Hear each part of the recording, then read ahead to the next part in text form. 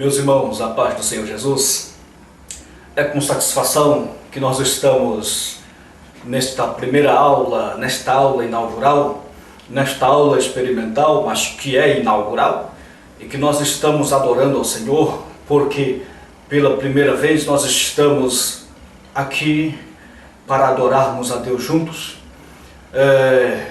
porque por se tratar de um projeto que há tempos desejávamos, que há tempos sonhávamos, hoje Deus nos permite administrar esta primeira aula e ministrar esta primeira aula. Pois veja, meus irmãos, esse projeto audiovisual é um sonho antigo que tínhamos. Desde quando nós, desses 3 anos de blog do www.revistaebd, o qual administramos nesse período de 3 anos, e que por 2 anos e meio nós trabalhamos fazendo slides para nossos professores, e nós sabemos que foi de grande valia, porque o Senhor abençoou grandemente. Nós temos relatos, belos relatos e testemunhos dos nossos professores no Brasil inteiro e em outras partes do planeta, em que Deus de fato tem feito maravilha. Então, meus irmãos, nesse período nós recebemos várias mensagens de elogio e de solicitação pela criação de um projeto como esse. E agora está realizado, estamos já implantado, e esta é uma aula que nós estamos começando e que nós estamos nos habituando a esta realidade, porque sabemos que grandes coisas o Senhor irá fazer por nós. Então, meus irmãos, eu peço a Deus, e agora peço as vossas orações, que orem por nós, intercedam por nós, porque nós precisamos das suas orações. O Senhor nos abençoou, nos deu graça para criar, mas agora precisamos da sua graça para continuarmos, para mantermos esse site no ar, porque nós temos experiência de que lá quando com slide, como foi trabalhoso, muito trabalhoso. Sabemos que é árduo, muito árduo, e o Senhor nos deu graça. E nós sabemos que o Senhor também vai nos dar graça, porque agora é uma tarefa mais difícil, um pouco mais difícil, porque nos exige um pouco mais dedicação, tempo. Mas o Senhor, como foi conosco lá com os slides, agora também com certeza estará conosco. Então, meus irmãos, eu quero agradecer a Deus e quero agradecer a alguns irmãos que foram muito importantes nesse retorno, nesta volta nossa, neste começo, neste recomeço do nosso site, da alimentação do nosso site, revistaebd.com, e agora estamos com vídeo também no YouTube. Nós temos nosso Facebook, nossa página, onde nós temos abençoado, temos mais de 6.000 pessoas hoje que já nos acompanham no nosso trabalho e acreditam na nossa seriedade. Eu quero louvar a Deus pela vida do irmão Antonísio de Souza, lá da cidade de Minasul, estado do Goiás. O irmão Antonísio foi muito importante naquele tempo quando nós tivemos que pausar o nosso trabalho, o nosso projeto, e nós solicitamos auxílio para adquirirmos essa estrutura que os irmãos estão vendo aqui, através dessa filmadora, através desse mini estúdio. O irmão Antonísio se levantou com muita força, ousadia e coragem e nos abençoou com uma oferta. Irmão Antonísio, eu sou muito grato a Deus por sua vida.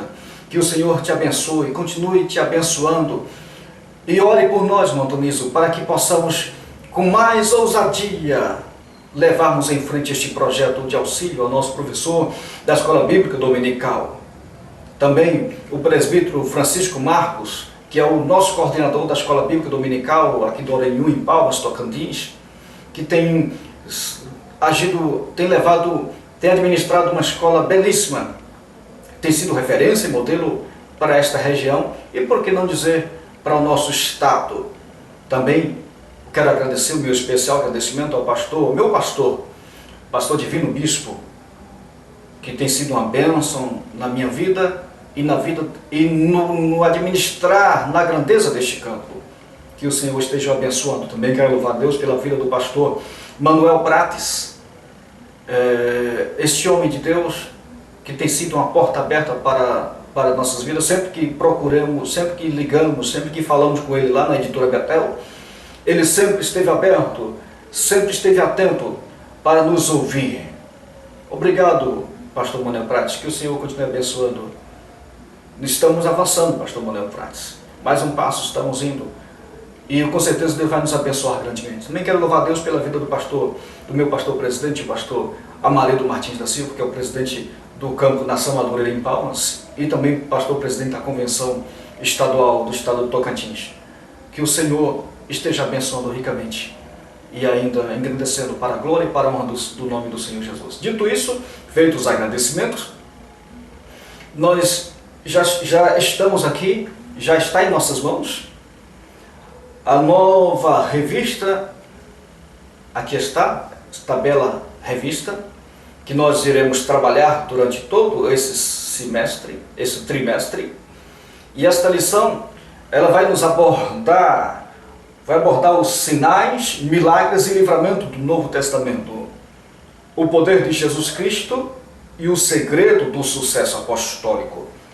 É em cima desta lição que nós vamos estar trabalhando, é em cima desta lição que nós vamos estar juntos, caminhando junto para a honra e para a glória do nome do Senhor Jesus. E esta é a primeira lição deste terceiro trimestre de 2015, que vai se dar que vai ser ministrada no dia 5 de julho do corrente ano 2015, da editora Betel.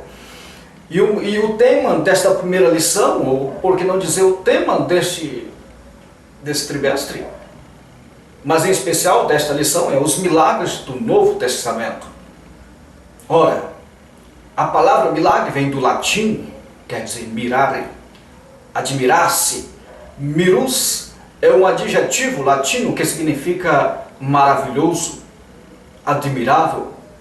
Miraculum é alguma maravilha, um prodígio, um milagre. Se os eventos miraculosos são aqueles que ultrapassam daquilo que se poderia esperar de circunstâncias naturais e usuais, então esses acontecimentos são chamados de milagres. Os grandes estudiosos têm discutido se pode ocorrer alguma coisa que não esteja dentro dos limites do natural, dentro da nossa esfera natural, pelo menos do ponto de vista de Deus. Agostinho argumentava fortemente em prol da naturalidade dos milagres, do ponto de vista de Deus. Apesar de parecerem sobrenaturais ou contrários à natureza do nosso ponto de vista, no entanto, para Deus, isso é bem natural.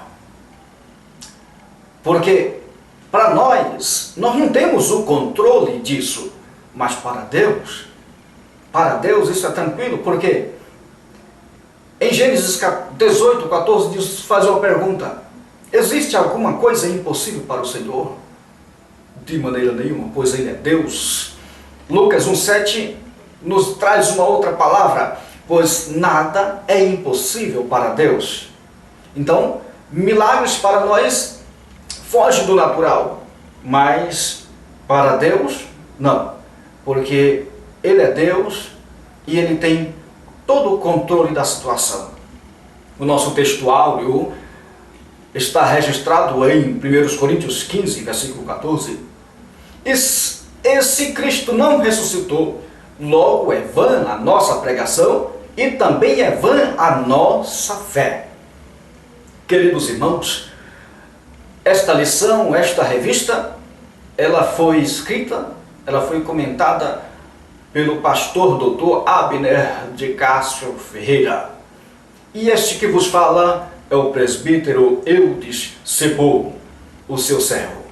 Então, queridos, se Cristo não ressuscitou, então o que estamos falando é asneira. Se Cristo não ressuscitou, então estamos perdendo o tempo, pois a nossa fé, a nossa mensagem seria vã, ou seja, seria vazia, sem sentido e oca. Mas Cristo, glória a Deus, Cristo ressuscitou, e nele fomos ressuscitados juntamente com Ele, e fomos feito igreja.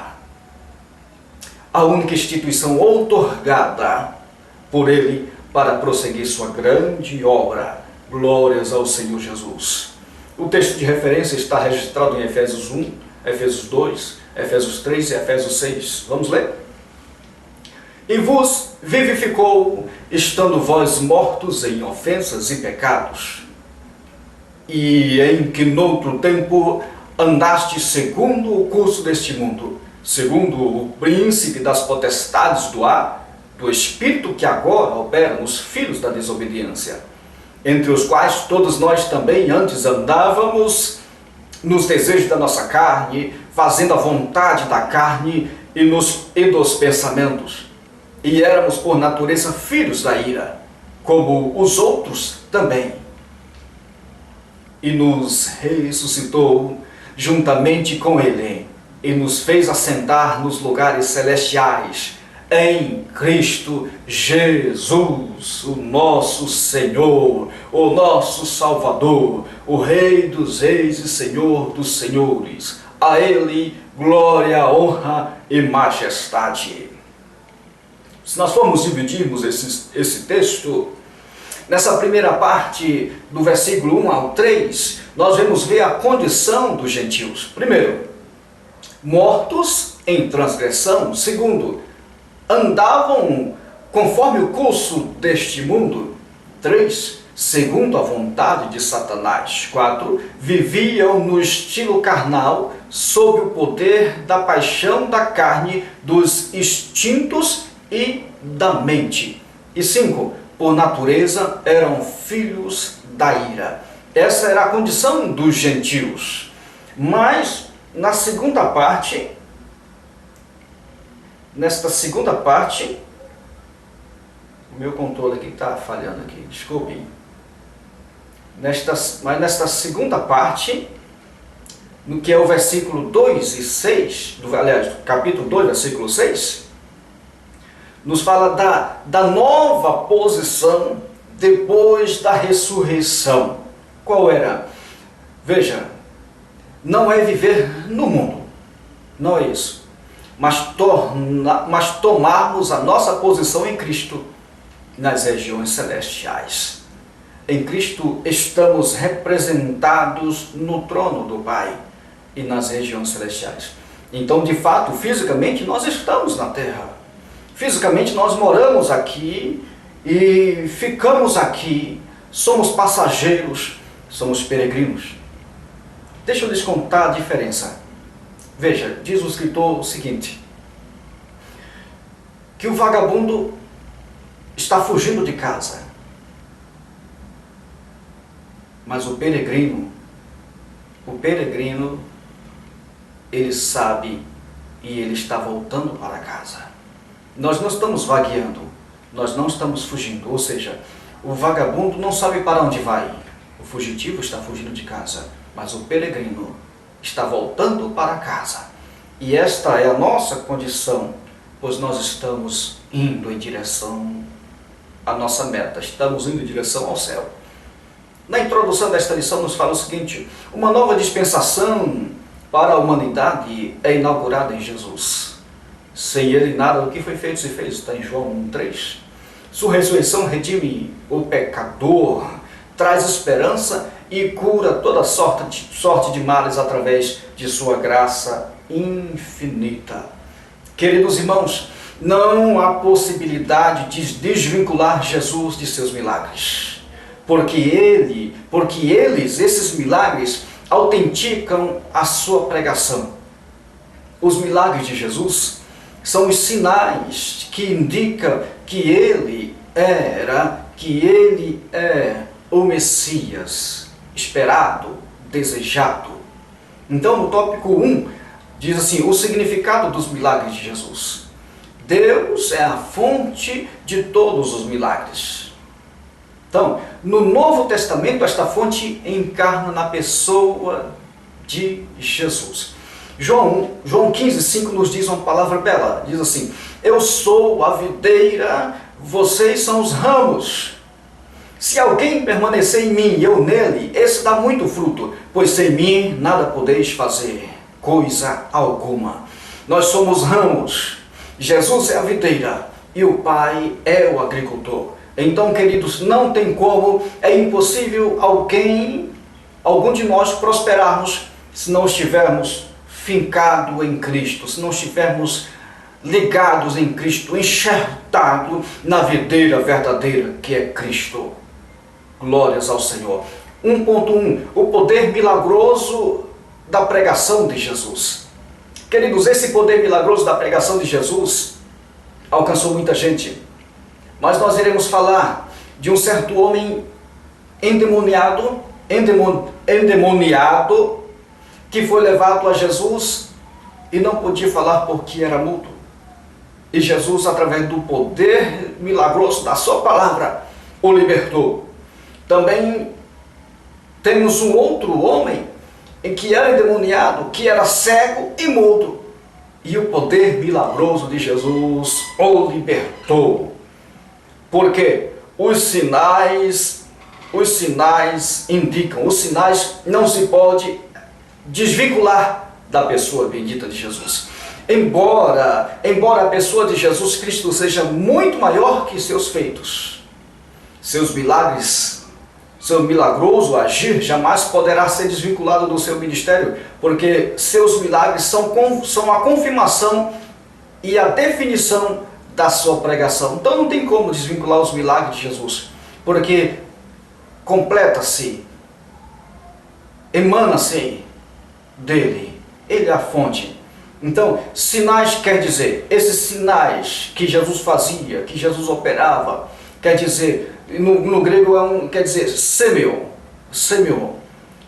E essa palavra apontava para o Messias que era esperado. Semeo era todos esses sinais, tudo isso que Jesus fazia, apontavam para uma coisa, apontava para ele como o Messias esperado, o Messias aguardado, o Senhor.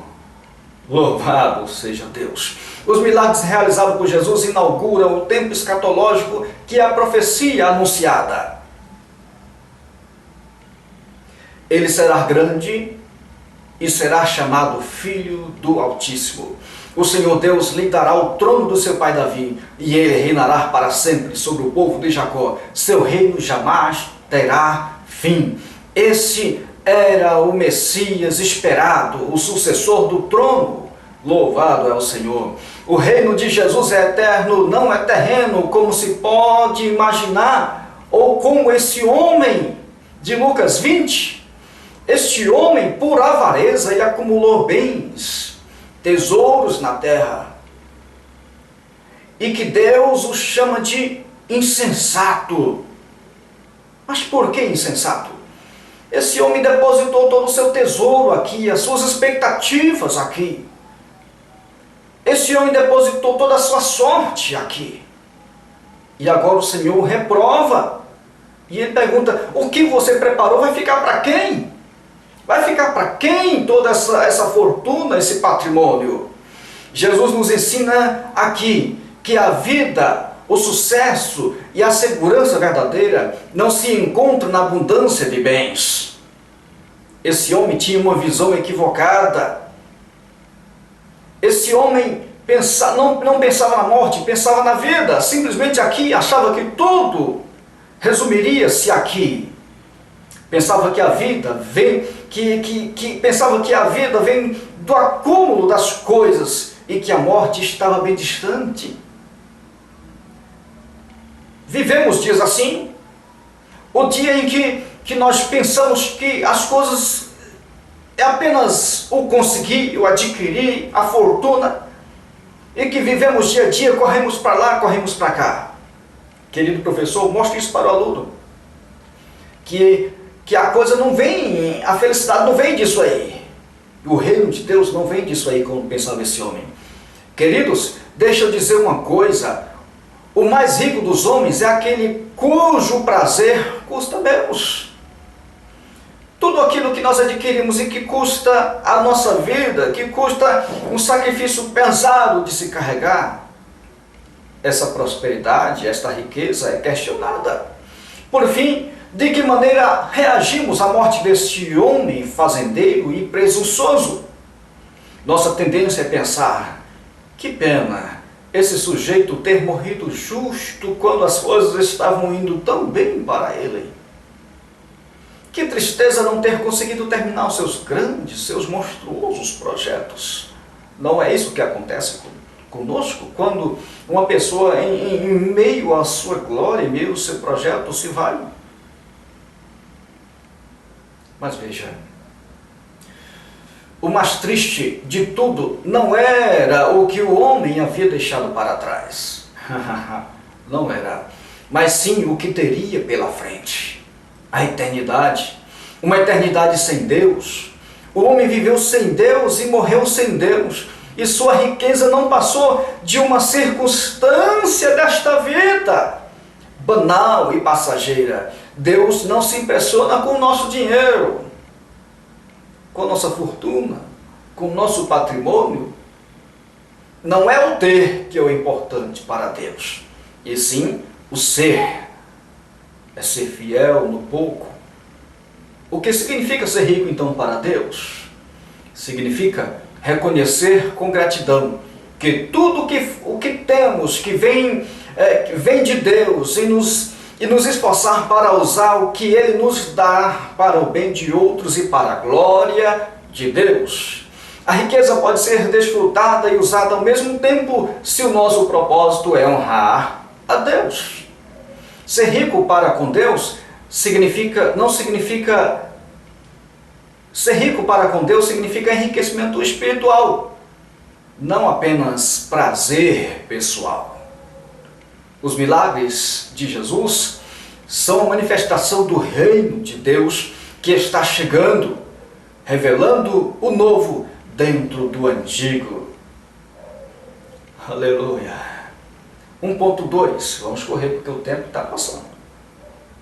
Os milagres anunciam a chegada do reino de Deus. Depois que João foi preso, Jesus foi para a Galileia, proclamando as boas novas de Deus. O tempo é chegado, dizia ele.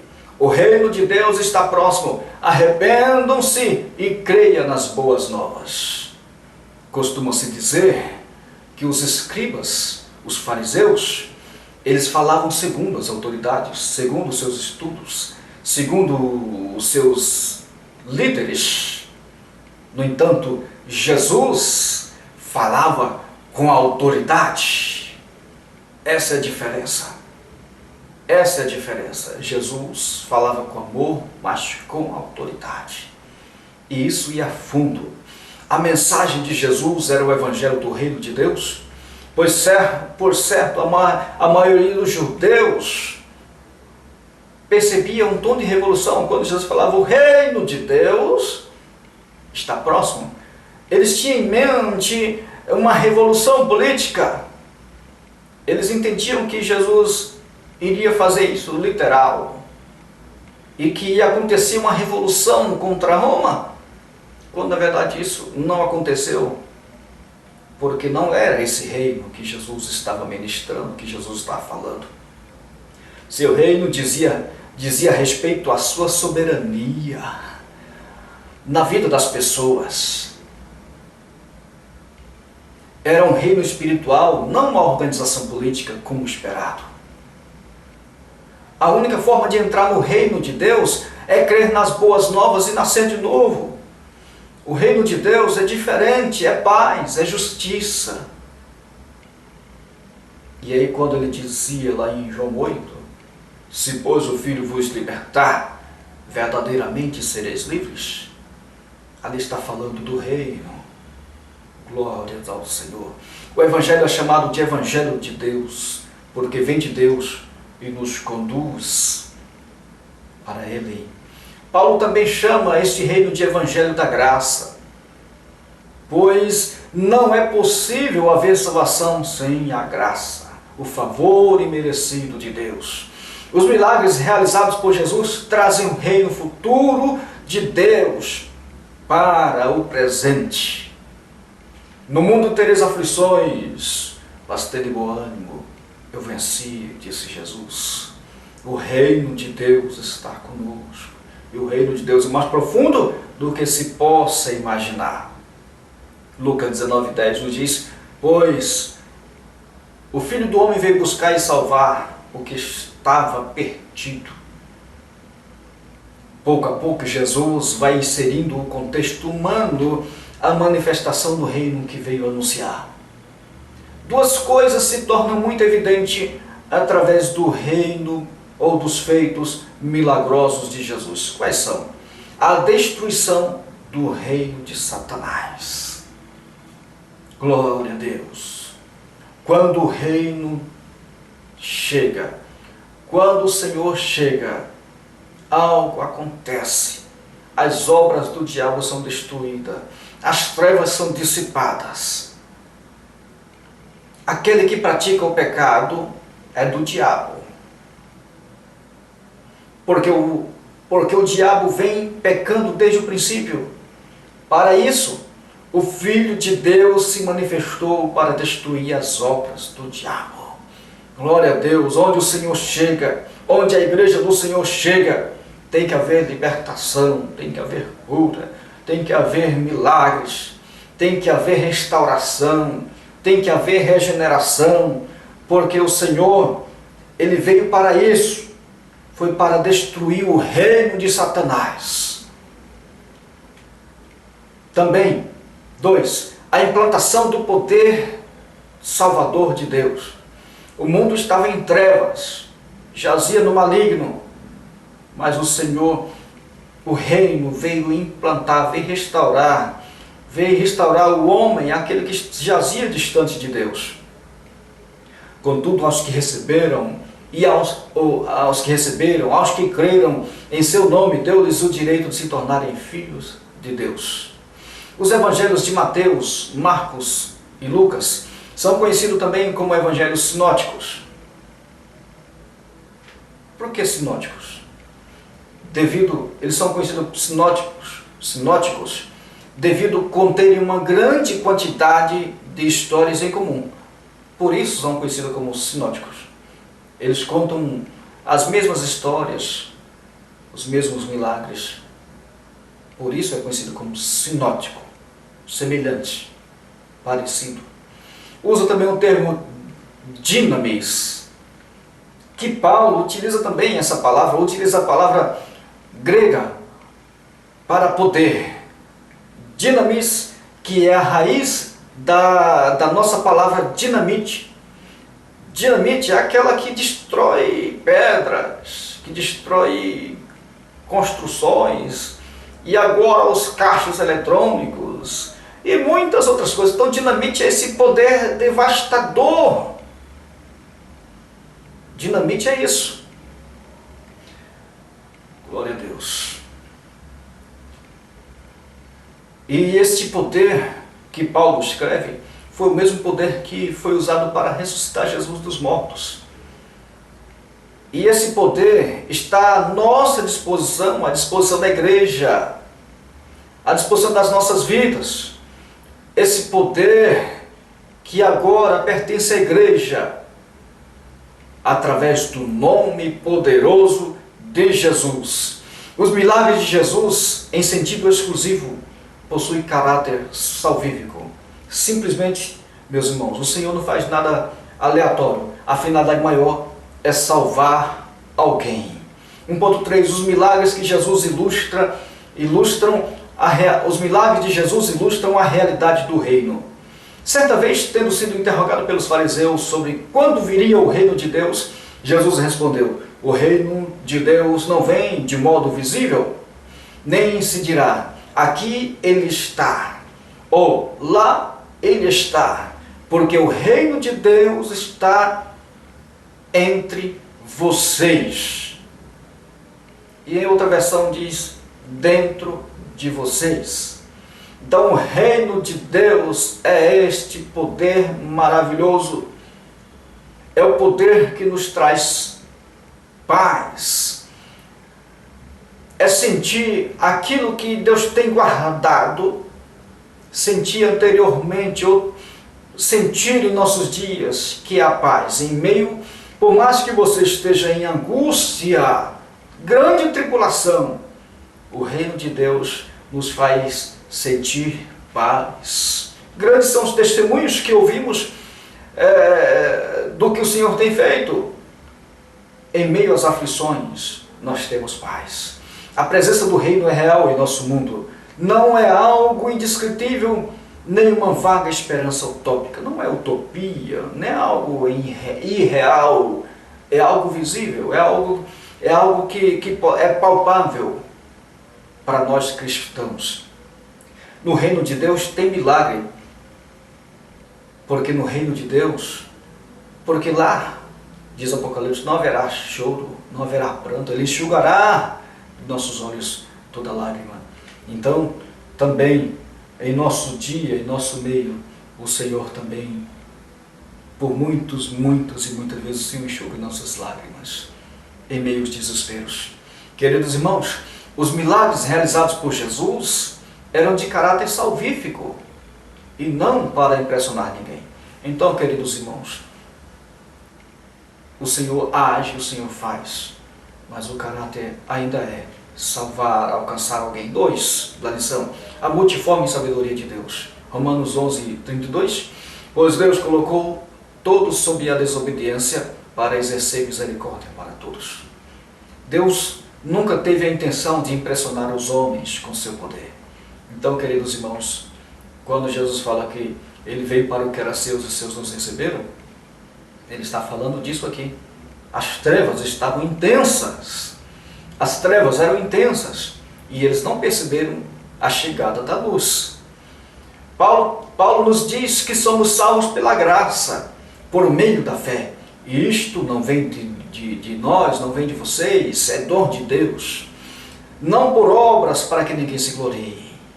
Aleluia. Sua vontade será sempre conquistar o homem através do amor. Por esta razão estendeu sua graça sobre toda a humanidade, para que através dela o homem possa se voltar para ele em gratidão. 2.1 da lição. Os efeitos milagrosos da graça. Milagres não são unicamente os que rompem com as leis da natureza. Não é aquela coisa sobrenatural, nem sempre. Eles podem ser vistos de várias formas, como, exemplo, o perdão do pecado. Todas as vezes que alguém se arrepende, que o Senhor convence alguém do seu pecado, da justiça e do juízo, é o maior dos milagres. Quando muitos esperam e pensam que o milagre de Deus é apenas um paralítico andar, é algo extraordinário, quando na verdade o maior dos milagres está na salvação. Quando aquela mulher pecadora que entrou na presença do Senhor, quando todos estavam reunidos, quando o anfitrião da casa não recebeu com dignidade, não lavou os pés, não ungiu a cabeça, não prestou o ósculo, esta mulher entrou e ela chorava e com suas lágrimas molhou os pés de Jesus e com seus cabelos enxugou e ainda ungiu com óleo. E a resposta de tudo isso, Jesus disse: mulher, seus muitos pecados te são perdoados. Ela alcançou o maior dos milagres, o perdão, a salvação. Os efeitos milagrosos da graça também se encontram na pregação do Evangelho aos necessitados. Quando Jesus disse que o Espírito do Senhor está sobre mim, porque Ele me ungiu para pregar as boas novas aos pobres. Ele me ungiu para proclamar liberdade aos presos e recuperação da vista dos cegos, para libertar os oprimidos. Os efeitos os efeitos milagrosos da graça também é visto na transformação de vida.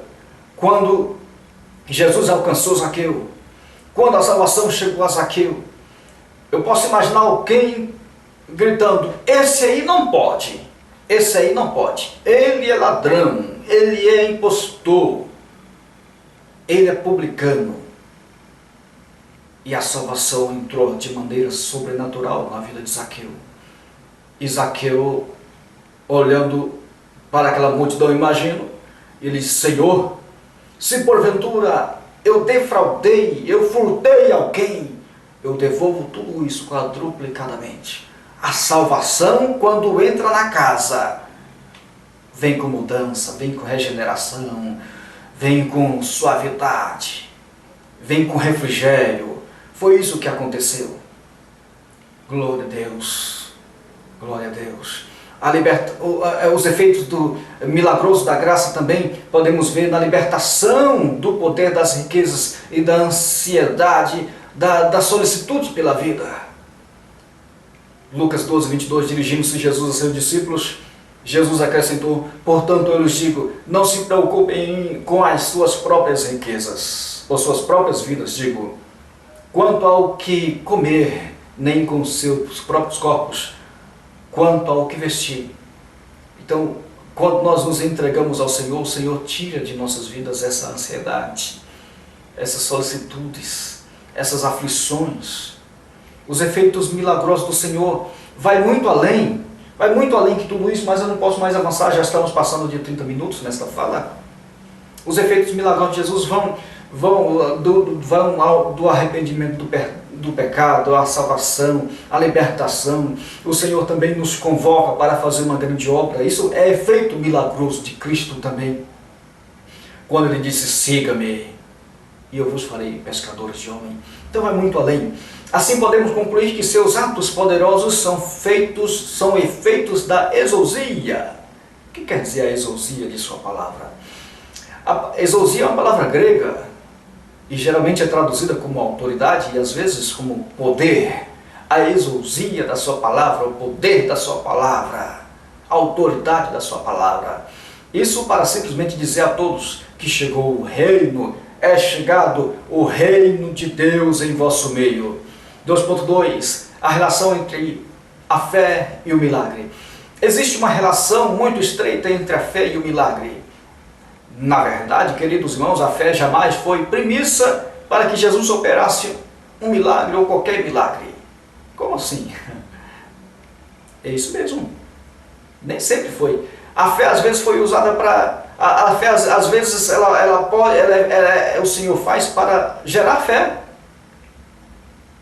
E não, milagre, como é que diz? A fé tanto pode gerar o milagre, quanto o milagre gerar a fé. Então, queridos irmãos, por exemplo, deixa eu exemplificar isso. Que fé possuía Lázaro quando estava morto no túmulo? E Jesus o ressuscitou com o poder da sua palavra, da exousia, da autoridade da sua palavra. E que fé tinha a viúva, aquele filho, aquele jovem mancebo, filho da viúva de Naim? Aquela mulher não conhecia Jesus, Jesus estava entrando. E Jesus simplesmente teve compaixão dela e ressuscitou o filho, devolvendo-a à sua mãe. Então, queridos irmãos, Ele é Deus, Ele é Senhor. Ou pode ser como aquele homem que disse: ó Senhor, eu sei que tudo podes, ajude na minha pequena fé, pequena força. E o Senhor age, porque Ele é Deus. Temos ainda um verdadeiro milagre, lá nos 10 leprosos, que o Senhor curou os 10, e apenas um. E que Lucas faz menção, uma observação forte de que era samaritano. E você sabe que os samaritanos não falavam com os judeus, não se falavam. E o samaritano foi o único dos 10, foi o único que voltou para agradecer, para adorar a Deus. Ou seja, a salvação o alcançou. O maior dos milagres que a Bíblia nos registra é a salvação. É a salvação. Pois através dela é que o homem volta, faz o retorno, converte-se, volta para Deus, através do novo e vivo caminho inaugurado na cruz. Louvado seja Deus. 2.3. O alcance dos atos milagrosos. Os milagres realizados por Jesus Cristo não se restringe apenas à esfera espiritual, ou a dinamis, ou o poder dinamital. Opera com efeitos transformadores tanto na esfera do corpo quanto na esfera da sociedade. O exemplo é aquele leproso, porque a lei cerimonial o expulsava do arraial da comunidade, fazendo com que ele ou ela vivesse isolado, longe de todos. Jesus, através deste poder poderoso e autoridade, restituiu vida social para esse leproso e um outro leproso. Então, esse poder também agiu na vida da filha de Naim, da viúva de Naim. Então, vai muito além, muito além. O Senhor volta a vida, o Senhor restaura a vida, Ele é Deus. Do mesmo modo que o pecado prejudica e destrói a comunhão entre os seres humanos, a doença, a possessão e a morte completam esse ciclo de destruição. Em seus atos milagrosos, Jesus sempre expressa os propósitos da salvação, tanto em relação ao indivíduo quanto em relação à sociedade e o mundo. 3. Ressurreição, o pilar da fé cristã. Louvado seja Deus!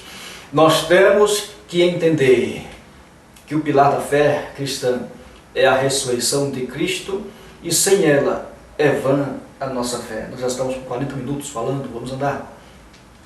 A realidade e historicidade da ressurreição são os pilares mais importantes do cristianismo. Tudo o que somos e cremos está firmado na ressurreição. E se Cristo não ressuscitou, é inútil a nossa fé, a nossa pregação, como é inútil o nosso testemunho, a nossa vida. Mas Cristo ressuscitou. E é por isso que nós estamos aqui testemunhando que Ele está vivo. E alguém já disse, eu falei com Ele hoje, Ele está vivo. E Ele falou comigo, Ele está vivo. 3.1. A realidade da ressurreição. O pecado exigia um alto preço, a morte. A missão de Cristo só foi completada após sua ressurreição. Se Cristo tivesse morrido, tivesse ficado lá, a nossa história teria ficado lá no túmulo. No entanto, quando Cristo morreu e ressuscitou, e aí está o segredo da nossa vitória. Não está na morte, mas está na ressurreição. Todavia continuaríamos subjugados. Se Cristo tivesse morrido e não ressuscitado, nós continuaríamos subjugados pelo poder do pecado e da morte. Mas como Cristo ressuscitou, pois da mesma forma como em Adão todos morrem, em Cristo Jesus todos serão vivificados. Aleluia! Era necessário que Ele vencesse a morte e nos desse a possibilidade de vencer juntamente com Ele. E Paulo fala em Filipenses 2:8, e sendo encontrado em forma humana, humilhou-se a si mesmo e foi obediente até a morte, e a morte de cruz. Tudo isso porque nos amou primeiro. Aleluia. 3.2. O grande milagre da cruz. O grande milagre da cruz fez recair sobre nós a graça, que nos permite resistir e vencer esses poderes, dando-nos a capacidade para viver em obediência a Deus e em liberdade no mundo da morte. Paulo nos traz uma palavra: e ser encontrado nele, não tendo minha própria justiça que procede da lei, mas a que vem mediante a fé em Cristo. A justiça que procede de Deus baseia-se na fé. Quero conhecer a Cristo, ao poder da sua ressurreição e a participação em seus sofrimentos, tornando-me como Ele em sua morte. Porque se temos vida, é porque morremos com Cristo. Morrer com Cristo está o segredo, mas a nossa vitória está na ressurreição de Cristo. E por esse motivo, sua graça, favor imerecido, nos basta. Paulo disse, Jesus falando para Paulo, a minha graça te basta. Ou seja, a minha graça em ti é suficiente. A minha graça em ti é suficiente. 3.3. O poderoso efeito da ressurreição. A mensagem dos apóstolos estava alicerçada única e exclusivamente na ressurreição de Cristo. Pois o que primeiramente lhe transmiti foi o que recebi: que Cristo morreu pelos nossos pecados, segundo a Escritura, foi sepultado e ressuscitou ao terceiro dia, segundo as Escrituras, e apareceu a Pedro e depois aos 12. Cristo ressuscitou e muitos ouviram. Esse é o segredo. Nosso Deus é um Deus de testemunho. Jesus é um Deus de testemunho. Mesmo sofrendo perseguição, eles afirmavam que Jesus era a esperança da humanidade. Mesmo eles sofrendo, eles não negaram a realidade de que Cristo era a única salvação. Porque por mais que o meu corpo padeça, por mais que eu sofra, por mais que eu morra, Cristo continua sendo Deus. Isso não muda a situação de Deus. E Deus é glorificado porque eles propagavam a fé. Tudo o que esses homens esperavam era um desprezo, as prisões, os tormentos, a morte. Isso não lhes era um segredo. Eles sabiam que isso lhes esperava. Eles sabiam que eles iriam padecer por amor a Cristo. E muitos sabiam que iriam morrer. No entanto, com uma fé heróica, esses homens suportaram firmes todas estas misérias. É magnífico perceber que eles viram coisas espetaculares, porque jamais retrocederam. Eu sempre digo que o segredo não está em correr, o segredo está em perseverar. Mantenha a cadência, mantenha a marcha, mantenha os passos firmes. Não precisa correr, a recompensa virá, porque eles não retrocederam. E se nós não retrocedermos, a recompensa virá também sobre nossas vidas. Eles foram expostos a mortes miseráveis, contudo os sobreviventes prosseguiram a obra com maior vigor e determinação. Vamos concluir, já estamos concluindo, porque já estamos com 47 minutos. O poder de Deus está à disposição de todos nós. Milagres são coisas do passado. Eles são... Deixa eu ler de novo. O poder de Deus está à disposição de todos nós. Milagres não são coisas do passado. Eles são e sempre serão uma realidade na vida de todos aqueles que creem. Um dos propósitos mais importantes pela qual Deus nos ungiu foi para nos tornar testemunhas do seu poder. Queridos irmãos, eu quero agradecer a Deus por este momento em que passamos nesta primeira aula. Pedimos a Deus que Ele nos ajude, que Ele nos dê graça, para que possamos continuar esta jornada, para que possamos continuar com força, graça. Que o Senhor nos dê sabedoria para trazermos estas lições. E nós vamos trazer outros professores para estar conosco. Alguns domingos serei eu, mas outros domingos vamos estar trazendo outros professores.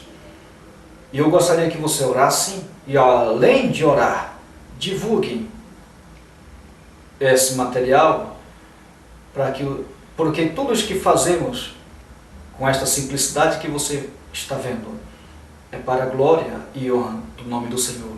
E é o melhor que neste momento estamos podendo proporcionar. Então glorifique a Deus, ore por nós, interceda por nós. Que o Senhor lhes abençoe, que o Senhor lhes guarde. E se Jesus não voltar até a próxima aula, que estaremos ministrando para a glória e para a honra do nome do Senhor Jesus. Fiquem na paz do Senhor Jesus. Fiquem com Deus. Um grande abraço a todos.